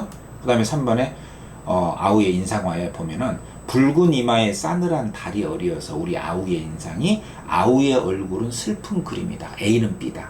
아우의 얼굴은 슬픈 그림이다. A는 B다. 은유죠. 은유. 그 다음에 3번에 백성을 상징하는 시어, 상징입니다. 거기에 여러 가지 약자도 되고 백성도 되고 서민, 억압을 당하는 사람을 상징한다. 여러 가지 의미를 지닌 그 상징어를 찾아 쓰라는 것이죠. 여기 사람은 안 나오고 이제 제비만 나오잖아요. 제비 한 마리가 날아와서 지지배배 그치지 않네. 말하는 듯 할 수는 없지만 집 없는 서러움을 호소하는 듯. 누가? 제비가. 그러니까 제비는 집 없는 존재, 서민이나 백성이나 억압을 당하는 존재의 상징적인 존재이면서 거기에 백성과 서민의 뜻을 담고 있다. 우위적인 대상이라고 볼 수 있죠. 빗대어서 이 제비가 호소하는 듯. 여기는 또 직유도 있죠. 하는 듯이처럼 같이. 느릅나무, 회나무, 묵어 구멍이 많은데 제비가 살 수 있는 구멍이 많은데 어찌하여 그곳에 깃들지 않니? 이렇게 물어보면 제비가 다시 지적이며 사람에게 말하는 듯이 지규죠. 느릅나무 구멍은 황새가 쪼고 회나무 구멍은 뱀이 와서 뒤진다. 그래서 내가 살 곳이 없다. 너는 왜 그런 곳에 가서 살지 않니? 그러니까 황새가 와서 쪼아버리고 뱀이 와서 뒤진다. 그러니까 황새나 뱀은 이 제비를 억압하는 어떤 강자, 횡포한 권력, 폭행적인 세력을 상징하는 시어라면은 황새와 뱀이 되겠고요. 백성과 서민을 상징하는 시어라면은 제비가 되겠죠. 이렇게 시어의 대립적 구조가 있으니까 제비는 억압을 당하는 서민과 백성의 상징적인 시어다라고 말할 수 있겠죠. 자, 넘겨보면 개념 적용 문제. 자, 여기 이제 정주영의 비라는 작품이 나왔거든요. 이 비라는 작품 굉장히 중요한 비유법으로 된 시기 때문에 제가 노트에다 좀 쓰면서 설명을 좀 하겠습니다. 244쪽에. 자, 정주영의 비라고 하는 작품인데요. 이 비가 내리기 전의 모습에서부터 빗방울이 모여서 시냇물을 이루어서 흘러가기까지의 비 내리는 날의 섬세한 그 장면을 아주 감각적으로 비유적인 언어를 통해서 묘사해 나간 굉장히 그 세밀한 풍경화와 같은 시입니다. 이 시에서 무슨 뭐 어떤 사상이라든가 마땅히 그렇게 해야 된다, 어떤 당위론적인 이념이라든가 어떤 교훈, 윤리 이런 것을 찾아보기는 어렵습니다. 그렇다면 이러한 문학적인 표현으로서의 정주영의 비 같은 작품은 과연 뭘 이야기하려고 했을까? 그런 점들을 좀 생각해 볼 수가 있겠는데요. 한마디로 그것은 어떤 그 비 내리는 날에 우리가 봤으나 보지 못했던 여러 가지 풍경들, 그리고 사용하는 그 어휘가 통념적이고 어떤 도식적인 언어가 아니란 말이에요. 그러니까 뭐 내 마음이 좀 우울하다, 뭐 찝찝하다, 뭐 이런 언어들밖에 우리는 흔히 못 쓰잖아요. 그리고 비 내리는 날의 모습도 산속에 가서 또는 뭐 마을의 어떤 아파트의 주변 풍경에서 비 내리는 모습을 우리가 수없이 보긴 했지만 상당히 그 일상적이고 습관적이고 상식적인 통념적인 수준에서 그냥 지나치고 말지, 그것을 자세하게 들여다보면서 자기만의 언어로 내면에서 일어나는 감각적인 인상을 어떤 섬세한 언어로 표현해 내기는 쉽지는 않습니다. 이것은 어떤 그 익숙한 사물에 대한 새로운 발견이고요. 어떤 그 교훈이라든가 대단한 것은 아니지만, 실용적인 것은 아니지만 우리의 시들했던 삶을 내 생기를 불어 넣어준다거나 또 섬세한 어떤 관찰, 그것을 자기만의 느낀 언어, 자기의 직접 체험한 언어로 몸소 표현할 수 있다는 바로 그거. 이것은 하나의 그 삶을 윤기 있게, 그 생기 있게, 활력 있게 만들어주는 것입니다. 그러니까 어떻게 보면 삶을 살려내는 어떤 감각적인 표현이라고도 볼 수가 있죠. 단순한 표현이 아니죠. 표현을 하게 되면서 비로소 살아나는 것이죠. 우리가 어떤 경험을 한다는 것은 그 경험 자체가 의미 있는 것은 아니거든요. 경험을 의미 있게 바라보고 그 다음에 그것을 표현을 하면서 다시 한번 그 경험을 살려내는 것이 바로 문학적인 표현의 어떤 새로움이고 문학적인 표현의 본령의 생명력이다, 이렇게 말할 수가 있는 것이죠. 그러면 정주영의 비라고 하는 작품이 어떻게 묘사를 했을까? 우리가 늘상 보는 비인데 이 사람은 어떻게 새롭게 그만의 언어로 표현했을까? 그 점을 염두에 두면서 한번 살펴보기로 하죠. 자, 1년부터 보면은요. 돌에 그늘이 차고 따로 몰리는 소소리 바람, 이렇게 했습니다. 그러니까 1년에는 그냥 돌이 나왔어요. 그 다음에 그늘이 찼어요. 구름이 몰려오기 시작한다는 것이죠. 그리고 따로 몰려오는 소소리 바람이 있어요. 이런 것들은 그렇게 뭐 굉장히 독창적인 표현이다라고 할 것까지는 없거든요. 한마디로 비가 내리기 전의 모습을 묘사한 겁니다. 그러니까 이 정도의 묘사라고 하는 것은 뭐 비유가 없고요. 객관적인 어떤 사실의 세계를 있는 그대로 쓴 것입니다. 그렇다고 해서 이게 일상의 언어는 아니죠. 우리가 비가 오기 전에 그 모습을 보고 어떤 사람이 돌에 그늘이 차고 따로 몰리는 소소리 바람이 있다, 이렇게 표현하지는 않잖아요. 그죠? 이런 점들이 이제 객관적인 사실의 세계를 썼으면서도 일상의 언어를 벗어난 시적인 표현이다 이렇게 볼 수가 있어요. 그리고 이것을 상당히 세세하게 관찰을 했잖아요. 비가 오기 전에 돌에 구름이 몰려와서 그늘이 차고 따로 몰려오는 소소리 바람이 있다. 이렇게 굉장히 압축적으로 표현하는 데에 이 표현력이 있다고 봐야죠. 깔끔하잖아요. 그 다음에 이제 문제가 되는 게 앞섰거니 하여 꼬리치 날려 세우고 종종다리 까칠한 산새의 걸음걸이라고 하는 요 부분이 있어요. 그래서 요 부분을 실제 산새라고 볼 것이냐 이게 좀 논란이 있습니다. 근데 전체적인 맥락에서 보면은 이 시의 핵심은 비입니다. 비를 중점으로 비에다가 초점을 맞춰서 비가 내리기 전 그리고 한두 방울씩 내리는 빗방울 그리고 여기 보면 여울지어 수척한 흰물살이 했기 때문에 시냇물을 이루어서 여울이 시냇물이잖아요. 그렇다면은 비가 내리기 전에 했기 때문에 여기서는 이제 한두 방울씩 내리는 비의 모습이 묘사가 돼 있어야 됩니다. 일관적인 맥락에서 시어들이 배열이 됐거든요. 근데 한두 방울씩 내리는 빗방울의 모습을 어떻게 표현했냐면 앞서거니 하여 앞서거니 뒤서거니 하면서 꼬리를 치날려 세우고 비가 내리는 그 모습을 묘사한 것이죠. 종종 다리 까칠한 종종 걸음으로 까칠하게 보이는 그러니까 윤기가 나지 않게 말라 보일 수도 있고요. 까칠하고 뭐 성격이 까칠하다는 게 아니라 좀 거칠하게 보인다 이거죠. 그러한 산새의 걸음걸이다라고 그냥 이렇게 명사형으로 딱 끝을 맺어놨기 때문에 과연 이게 뭘까? 비가 내리기 전에 빗방울을 피해 가면서 종종 걸음으로 달려가는 진짜 산새의 걸음걸인가? 이렇게 생각할 수도 있겠는데 근데 이것은 이 뒤에 연하고 이렇게 비춰보면은 빗방울이 내리기 전 한두 방울씩 내리는 비, 그 다음에 빗방울이 모여서 이렇게 흘러간단 말이에요. 이렇게. 그리고 갈갈이 손가락을 펴고 이것은 이제 빗방울이 내려가지고 여울 지어가지고 흘러가는 모습이 이렇게 쫙 여러 갈래로 이렇게 퍼지는 그 모습이 마치 손가락을 갈갈이 펴듯이 흘러간다. 이렇게 비유를 한 거예요. 이것도 빗방울이잖아요. 그리고 이 여울지어 수척하게 보인다. 요거는 좀 말라 보이는 듯한 이 주관적인 인상을 쓴 거거든요. 시냇물이 여울지어서 흘러가는 그 흰 물살. 요거는 이제 객관적인 거죠. 흰 것을 희다고 했으니까. 시냇물을 이루어서 마치 수척해진 듯한 모습으로 내려가는 희디 흰 물살들. 요거 이제 빗방울이 되어서 빗방울이 여울을 지어서 흘러가는 모습을 묘사한 것이죠. 그리고 그 밑에는 갈갈이 손가락을 펴듯이 여러 갈래로 흘러가는 모습을 역시 묘사한 것이고요. 비가 내려서 시냇물을 이루어서 흘러가는 모습을 비유적으로 묘사한 것은 맞죠.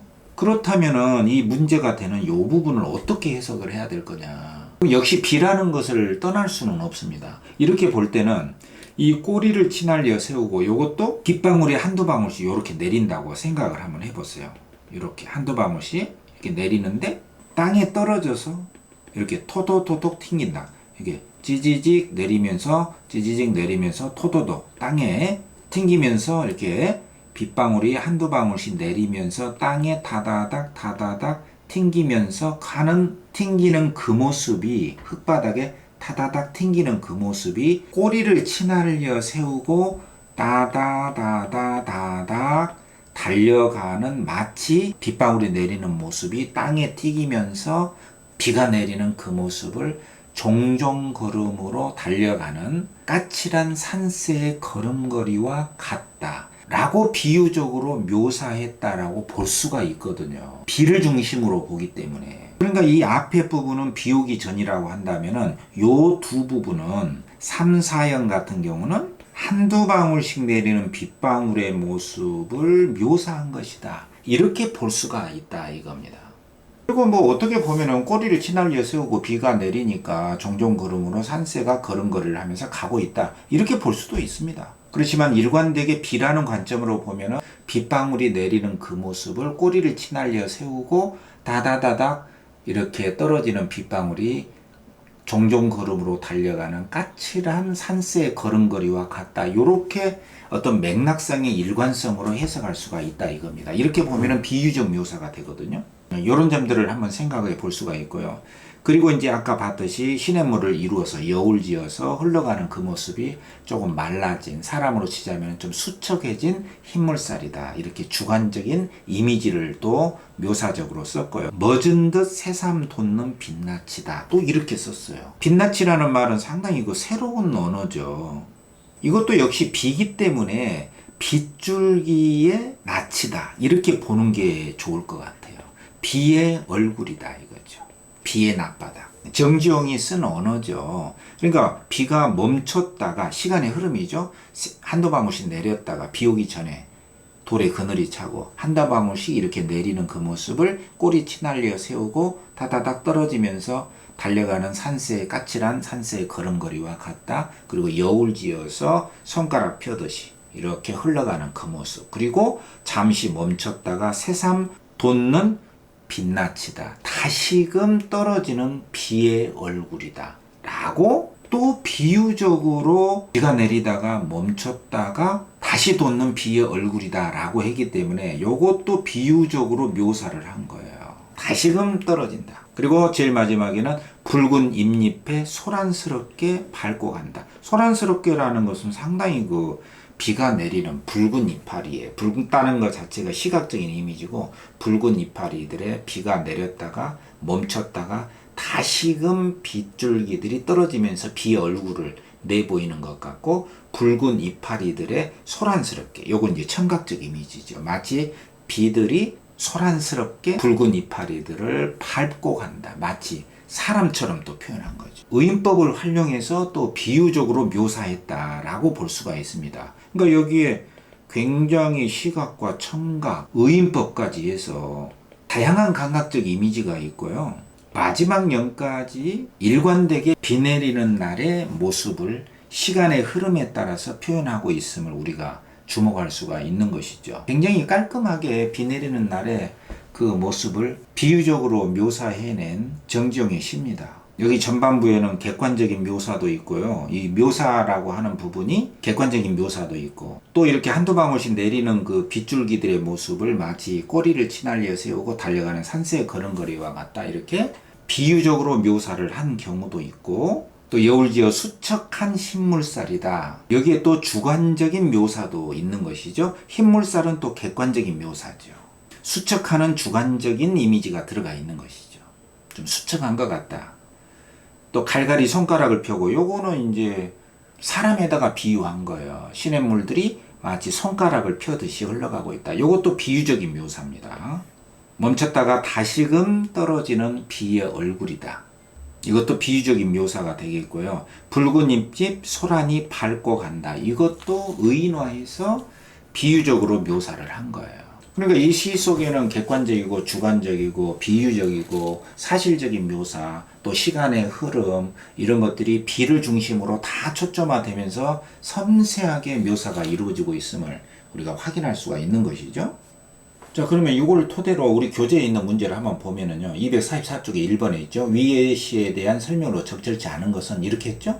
1번의 시간의 흐름. 이거 괜찮고요. 2번에 감각적 이미지, 뭐 붉은 잎잎, 이렇게 시각, 또 소란스럽게 청각, 이런 것들 많이 있습니다. 다양한 감각적 이미지 있죠. 그 다음에 3번에 다양한 대상을 통해 인간과 자연의 조화로운 모습이다. 이거는 비 내리는 날의 모습을 비를 중심으로 썼기 때문에 자연과 인간의 조화 이런 건 없습니다. 오히려 비 내리는 날의 그 모습을 까칠한 산새의 걸음걸이와 같고 한두 방울씩 내리는 게 여울지어 흘러가는 모습이 마치 사람으로 치자면 좀 마른 수척한 흰물살이다 이렇게 표현한 것이지 뭐 자연 속에서 인간이 행복하고 하모니를 이루는 조화로운 모습 그런 거 없습니다.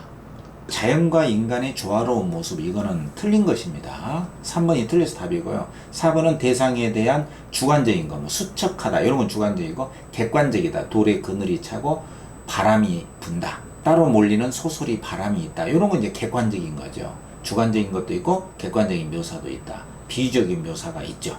비유는 다 주관적인 것이니까. 그 다음에 5번에 규칙적인 행의 배열로 한 년의 이행시 딱딱 배치를 해놨죠. 통일성을 부여했다. 그 다음에 명사나 명사형으로 딱 끝을 맺으면서 자세한 소수로를 늘어놓지 않고 어떤 여운 있게 여백의 미를 드러내고 있다. 다 말을 하지 않고 좀 남겨놓음으로써 여러 가지 다 표현되지 않은 어떤 여백의 미를 드러내고 있다 했으니까 맞는 것이고요. 그 다음에 이번에 기억과 니은에 대한 설명으로 가장 적절한 건 뭐냐.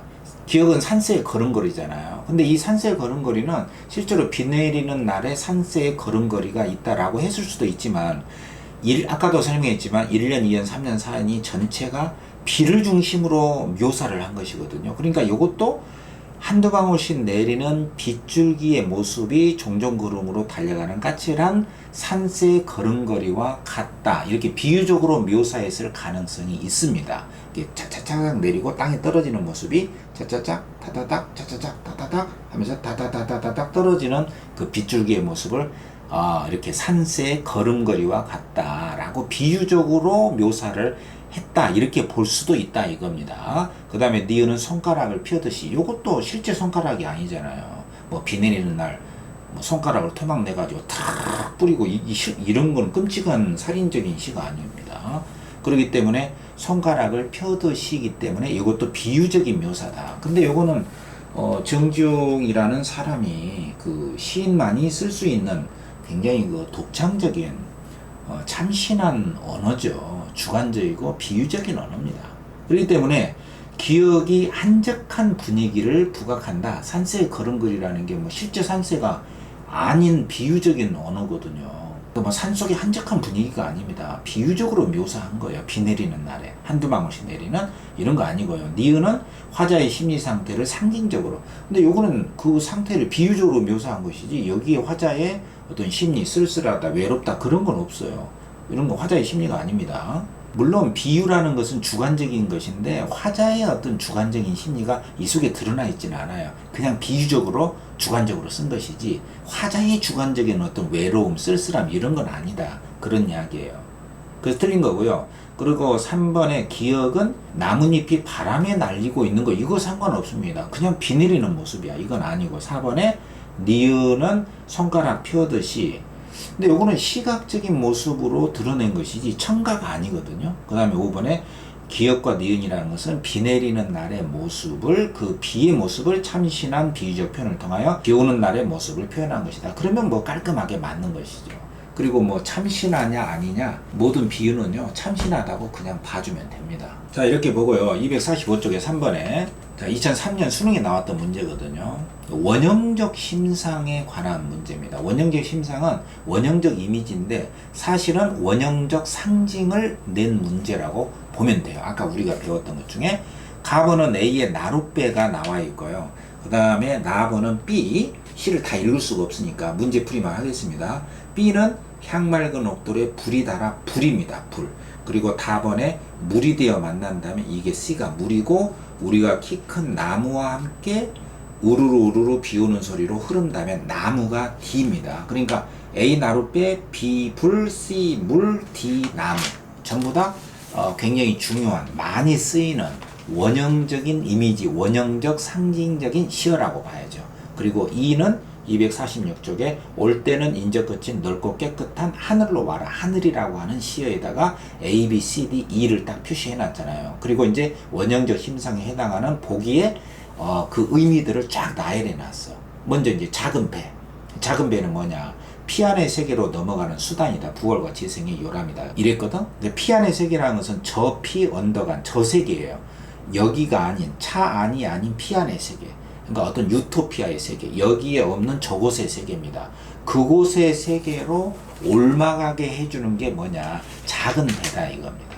그게 A의 나룻배고. 그러니까 나룻배라는 것은 이곳에서 저곳으로 올라가게 해주는 것이기 때문에 1번의 피안으로 건너가게 해주는 수단이 된다. 이것은 뭐 맞는 거죠. B의 불이 뭐냐면 향맑은 옥돌에 불이다가 사랑은 타기도 하오련만 했기 때문에 사랑의 불이에요. 그리고 보기에 보면은 상승, 사랑 이런 것도 있고 뭐 파괴, 소멸도 있습니다. 그렇다면 제시문에 있는 것은 사랑이 불이기 때문에 뭐 파괴, 소멸 이런 건 아니고 사랑이 되겠죠. 그리고 타오르는 사랑의 불이니까 상승의 에너지다 이렇게 볼 수가 있겠죠. 보기의 여러 가지 뜻 중에 제시문에 나와 있는 것과 일치된 걸 찾아야 되거든. 그러니까 이번에 불은 뭐냐? 상승이다. 사랑의 열정을 환기, 불로 일으킨다. 그러니까 맞는 것이고요. 그 그 다음에 C의 물은 뭐냐면 우리가 물이 되어 만나면 얼마나 가물어 있는 집에서 좋아하지 않겠느냐. 좋아하는 것이 물이고요. 이 물은 보기에 보면은 내리는 하강도 있고 죽음도 있고 정화도 있고 재생도 있습니다. 근데 여기 제시문에서는 가물어 있는 집에서 좋아하는 것이기 때문에 죽음은 아닙니다. 어떤 재생, 생명, 살려주는 거, 정화해주는 거, 요런 뜻이 되겠죠. 그런데 3번에 물은 보면은 죽은 나무 뿌리를 적신다 했으니까 죽은 나무 뿌리를 적셔서 살려주는 것이에요. 생명의 이미지인데 소멸과 죽음의 이미지다. 소멸과 죽음의 의미를 지닌다 했으니까 이게 완전히 반대로 틀린 것이죠. 물은 생명의 의미거든요. 가물어 있는 집에서 좋아하고 죽은 나무 뿌리를 적셔주면서 살려주는 것이기 때문에. 그리고 뒤에 나무는 우리가 키 큰 나무와 함께 서서 우르르르 비오는 소리로 흐른다면 얼마나 좋을까. 좋은 것이에요. 그리고 보기에 나무는 뭐냐면은 인간의 모습으로 상승의 욕구, 초월의 의지, 크고 넉넉한 인격, 다 좋은 뜻이잖아요. 그러니까 우리가 키 큰 나무와 함께 서서 흐를 수만 있다면 좋은 것이죠. 그렇기 때문에 4번의 나무는 우리와 함께 선다는 표현으로 보아 초월과 상승의 욕구를 가진 인간의 모습을 지닌 것이다. 보기에도 초월의 의지 이런 것이 나왔으니까 이렇게 볼 수 있다. 맞는 것이죠. 허용할 수 있다. 그리고 마지막에 이 하늘은 뭐냐면은 하늘로 와라. 넓고 깨끗한 것이고 그 하늘이란 건 좋은 것이에요. 그리고 보기에도 보면은 공간의 영원성, 고고한 정신, 신, 순결, 또 무 이런 것도 있고 부재 이런 것도 있는데 무나 부재 이런 의미는 아닙니다. 이 시에서는 넓고 깨끗한 와야 할 것, 좋은 것이기 때문에 5번의 해설에 보면은 불로 상징되는 모든 인간적인 고뇌가 승화된 정신적 경지다. 그러니까 어떤 고뇌가 승화가 됐다는 것은 승화는 보다 높은 단계로 올라선 겁니다. 그러니까 고뇌가 아니라 고뇌보다 더 좋은 곳으로 올라선 것. 그게 바로 보기에 나와 있는 고고한 정신이기 때문에 어떤 괴로운 것, 고뇌가 한 단계 더 올라선 것이 바로 하늘이다. 이렇게 볼 수가 있겠죠. 완전히 반대로 해석된 3번이 틀린 것이다. 이겁니다. 그 다음에 247쪽에 4번에 보면은 보기의 설명이 적용될 수 있는 거 그랬잖아요. 보기에 보면 연상수법이고 고전의 보편적 교양에 바탕을 둔 것이고 제일 중요한 게 뭐냐면 관습적인 상징이다 이거죠. 그러니까 옛날부터 비슷한 걸 끌어와 가지고 그게 여러 가지 뜻을 담았는데 여러 사람이 쓴 것이야. 누가 뭐 독창적으로 쓴 게 아닙니다. 여러 사람이 옛날부터 써왔던 거, 거기에 상징적인 의미가 있는 거, 관습적 상징을 찾으라 이거거든. 이런 것을 찾는다면 기억의 화풍은 그냥 따뜻한 봄바람을 의미하는 것이지 여기에 뭐 여러 가지 뜻이 있는 게 아니에요. 근데 니은의 도화를 보면은 이 도화는 복숭아꽃이거든. 근데 우리 동양에서 옛날부터 복숭아꽃이 있는 곳은 무릉도원이라고 하고 이상향을 대표적으로 상징해 왔어요. 중국, 뭐 한국, 일본, 우리 동아시아에서는 굉장히 이상적인 유토피아의 세계를 무릉도원이다 해가지고 복숭아꽃이 피어있는 그 동산을 이상의 세계라고 상징적으로 표현을 해온 관습적인 표현법이 있습니다. 이게 바로 관습적 상징에 해당이 돼요.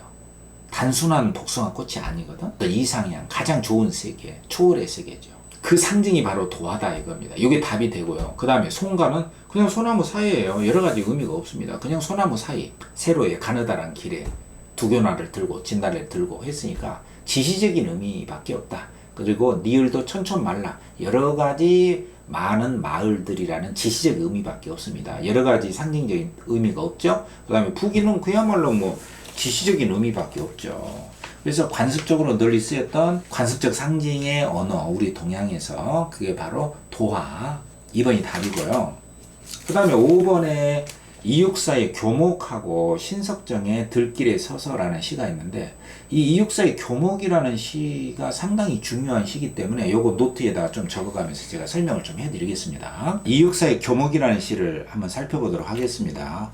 이육사의 교목은 너무나 유명한 시고 교과서에도 실려있고 여러분들이 많이 보는 시기 때문에 한 번쯤은 제대로 감상할 필요가 있겠다 이런 생각이 듭니다. 교목은 8m보다도 훨씬 높은 정말로 키 큰 또 튼튼한 나무를 의미하거든요. 학교의 나무가 아니고요. 굉장히 큰 나무를 말합니다.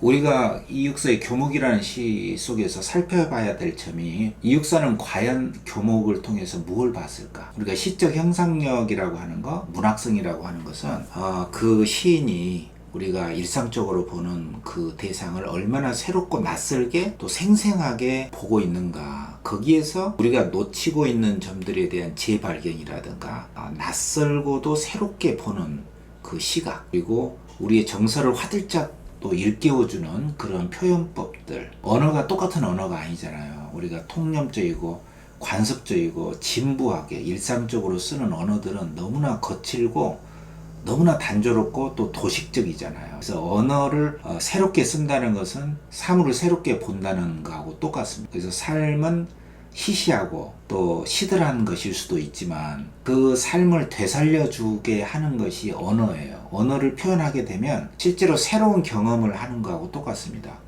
뭐 낯선 지역을 많이 다녀야만이 새로운 것은 아니고요.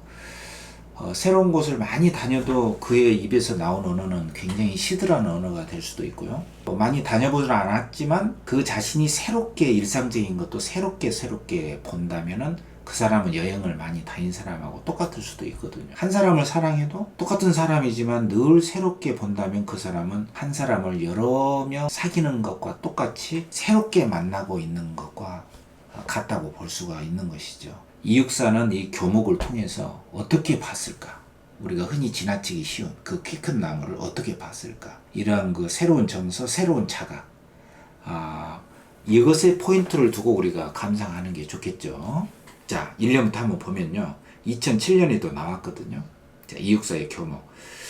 한 연을 세 행씩 이렇게 굉장히 규칙적으로 깔끔하게 썼습니다. 시의 언어는 난잡한 언어가 아니죠. 어떤 정제되고 깔끔하면서도 그 속에 어떤 그 새로운 정서나 새로운 자각을 드러내고 있으니까 언어를 굉장히 새롭게 또 깔끔하게 쓰는 그 전문가들이 시인이라고 할 수가 있죠. 사실 우리들 자신도 다 시인입니다. 우리들만의 언어가 있으니까요.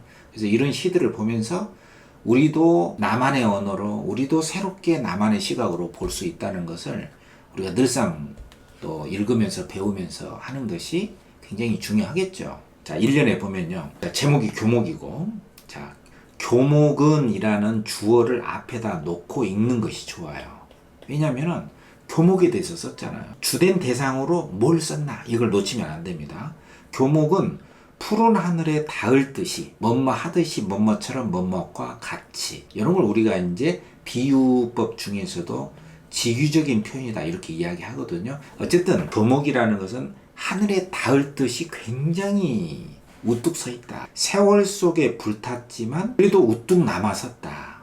우뚝, 이런 게 이제 일상하면서도 이 시의 내적으로는 상당히 강한 생명력을 지닌 나무를 부각시켜주는 단어거든요. 그러니까 오랜 세월 속 고난도 당하고 실제로 불탔을 수도 있지만, 여기서는 뭐 사실적인 언어로서의 불타다가 아니라 어떤 고난과 어떤 시련의 의미, 내가 세월 속에 많이 애를 태웠다. 인간으로 치자면은 엄청나게 험한 역경을 많이 겪어왔던 오래된 나무, 키 큰 나무라는 뜻이에요. 세월 속에 많이 아팠고 불탔지만 우뚝 남아서서 차라리 봄이 와도 꽃 피진 말아라, 이렇게 단호한 어조로 말을 하고 있어요.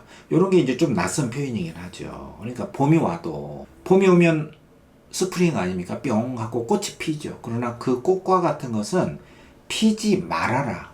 그러니까 꽃이 피지 않아도 좋다. 말하자면 화려하고 빛나는 그러한 꽃과 같은 것은 뭐 없어도 좋다. 뭐 꽃은 다 좋아하지만 나에게 교목의 입장에서 보면 나는 꽃 같은 거 피지 말아도 좋다 라고, 교목의 입장에서는 세상에 흔히 인정하는 꽃과 같은 것까지도 거부할 수 있는 강력한 의지를 지닌 대상으로 부각시키고 있다는 점이 상당히 일상적이면서도 상당히 독특하다고 볼 수가 있어요. 그리고 이런 표현은 아무나 하는 건 아니잖아요. 차라리 봄도 꽃 피지 말아라. 일상에서 이런 말 하지 않죠. 키 큰 나무를 보면서 차라리 봄도 꽃 피지 말아라, 이런 말 하지 않잖아요. 이런 게 시적인 표현입니다. 그러나 낯설게 표현한다고 해서 다 시적인 표현은 아니에요. 뭐 낙서같이 완전히 그 암호화 같은 언어를 다 시적 언어라고 하지 않거든요. 이러한 내적인 문맥 속에서 의미를 형성하면서도 상당히 깔끔하고 정제되면서도 새롭게 표현하고 있는 바로 그것이 바로 시 표현의 생명력이라고 할 수가 있죠. 교목은 푸른 하늘에 닿을 듯이 세월 속에 불타고 우뚝 남아서서 차라리 봄도 꽃피진 말아라. 봄이 와도 꽃피지 않아도 좋다. 꽃과 같은 화려함을 일체 거부하고자 하는 교목의 의지를 보여주고 있거든요. 1년은.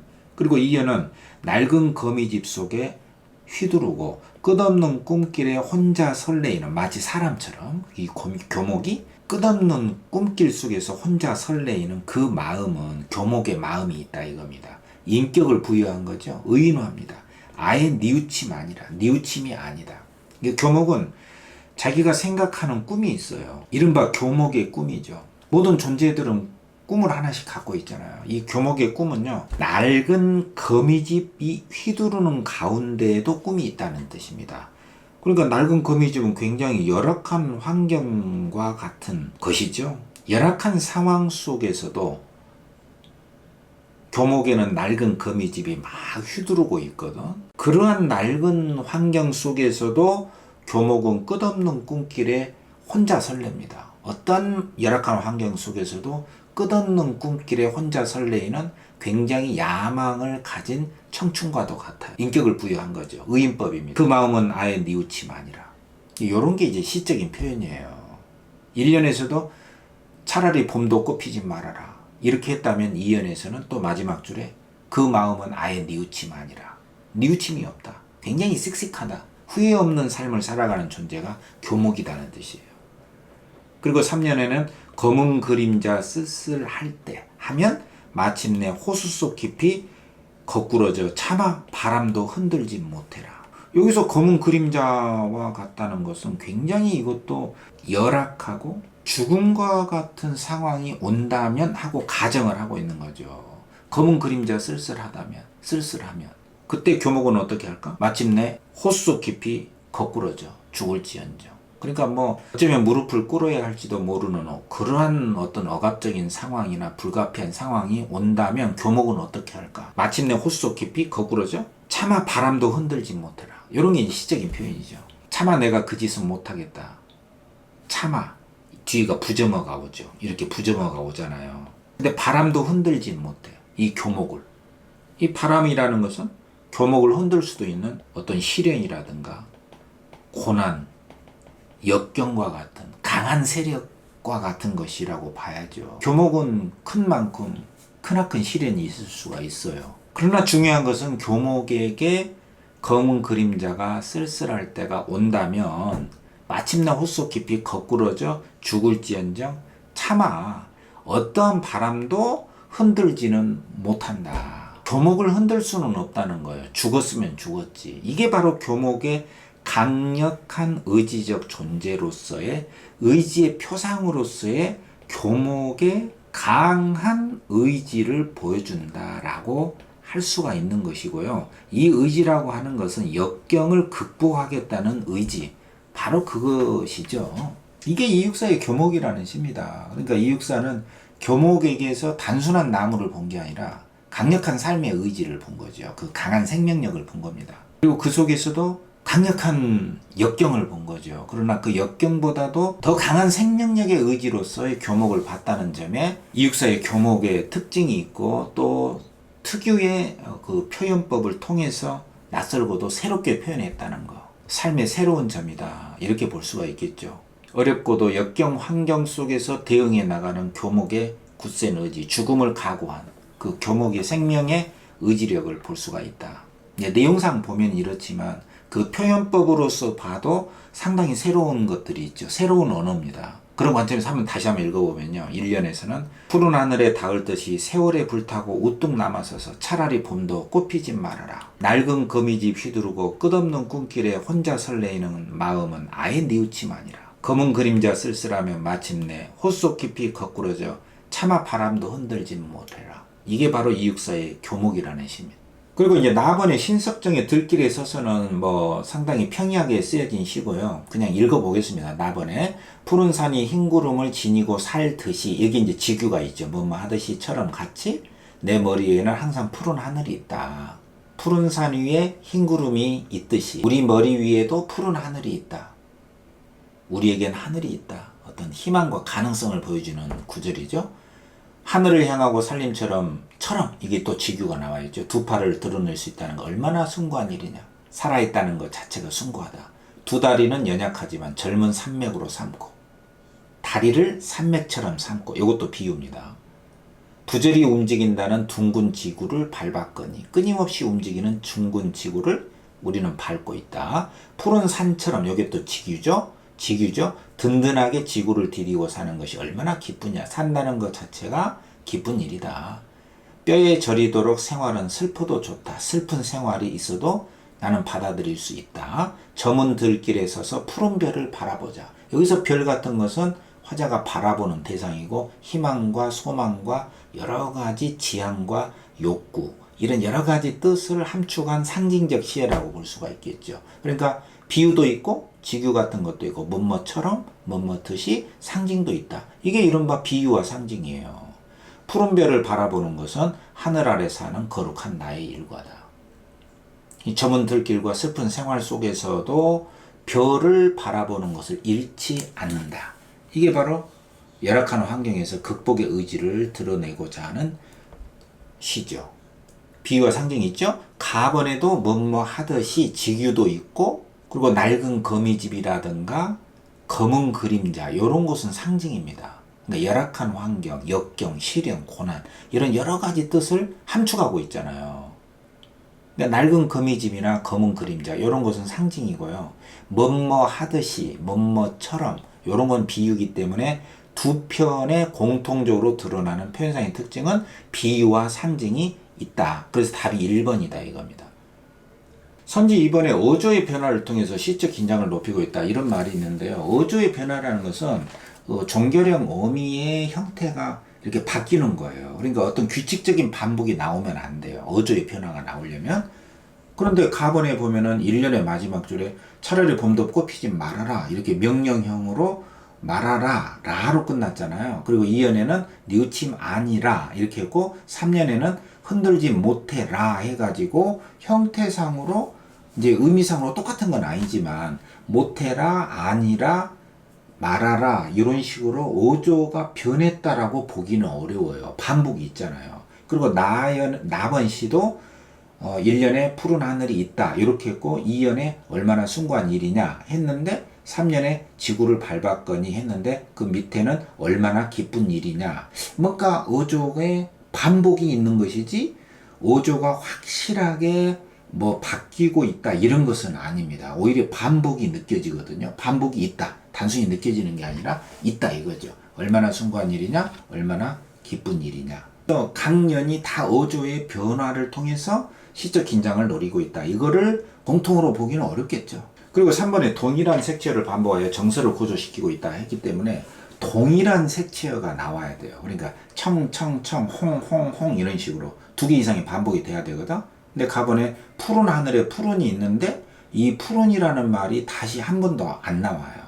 반복이 안 되죠. 그리고 나번에 푸른 산, 푸른 하늘, 푸른이 나오고 있는데 가번에는 아예 없어요. 그래서 안 되고 그 다음에 4번에 공감각은 감각의 전이 뭐 청각의 시각화, 후각의 청각화 이런 게 나와야 되는데 2편 안 나옵니다. 그 다음에 5번에 화자의 시선이 가까운 곳에서 먼 곳으로 그러니까 근경에서 원경으로 가까운 데서 멀리 이렇게 나와야 되는데 2편 공통으로.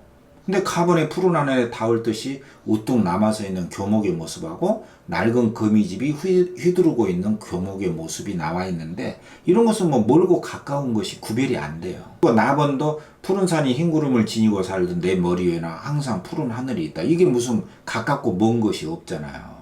2팔을 드러내고 있는 것이 얼마나 숭고한 일이냐. 여기에는 근경과 원경이라고 할 만한 게 없습니다. 그래서 공통적으로 나와 있는 것은 비유와 상징이라고 하는 것이 2편의 공통적인 특징으로서 답이 1번이다. 수능에서도 이렇게 비유와 상징을 정면에서 출제했다고 한 것은 어떤 의미가 있냐면요. 그만큼 이 문학작품에는 비유와 상징이라는 것이 거의 많이 드러나고 있다는 뜻이에요. 그러니까 여러분들 좀 염두에 둬야 됩니다. 그렇다고 해서 모든 시에 비유와 상징이 다 있다 이렇게 전제를 하면 안 돼요.